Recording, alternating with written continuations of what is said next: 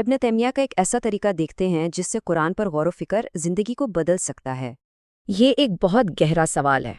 کیا قرآن صرف پڑھا جا رہا ہے یا زندگی کا حصہ بن رہا ہے؟ یعنی ایک ہے الفاظ کا بس گزر جانا اور دوسرا ہے الفاظ کا روح میں اتر کر زندگی بدل دینا۔ ابن تیمیہ کی یہ مثال دیکھیں کتنی زبردست ہے۔ بغیر سمجھے پڑھنا تو اندھیرے میں رہنے جیسا ہے۔ تو پھر یہ تبدیلی کیسے آئے؟ اس کا آغاز صرف ایک لیکن بہت طاقتور سوال سے ہوتا ہے، اور وہ سوال یہ ہے، اس میں سب سے اہم لفظ ہے مجھ، یعنی یہ آیت مجھ سے کیا چاہتی ہے؟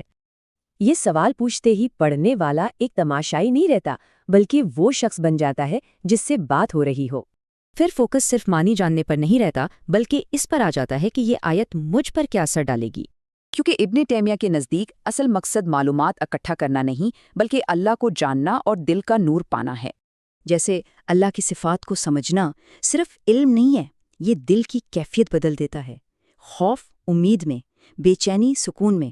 ابن تیمیہ یہاں ایک اور زبردست مثال دیتے ہیں۔ کہتے ہیں کہ قرآن ایک آئینے کی طرح ہے، اور یہ آئینہ دل کی وہ سچائیاں دکھاتا ہے، وہ روحانی بیماریاں جن کا شاید ہمیں خود بھی علم نہ ہو۔ مثلاً تکبر، دکھاوا، حسد، یہ وہ چیزیں ہیں جو اس آئینے میں فوراً نظر آ جاتی ہیں۔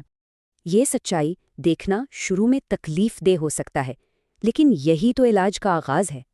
تو اصل بات صرف سمجھنا یا محسوس کرنا نہیں، غور و فکر کا جو اصل پھل ہے وہ ہے عمل۔ اور راستہ بالکل صاف ہے، پہلے سمجھنا، پھر اسے دل میں اتارنا اور پھر اس پر عمل کرنا۔ مگر اس پورے عمل کے لیے ایک قاتل زہر بھی ہے، اور وہ ہے بعد میں عمل کروں گا والی سوچ۔ تو چیلنج یہ ہے کہ صرف ایک آیت سے شروع کریں اور خود سے پوچھیں، آج یہ آیت مجھ سے کیا چاہتی ہے؟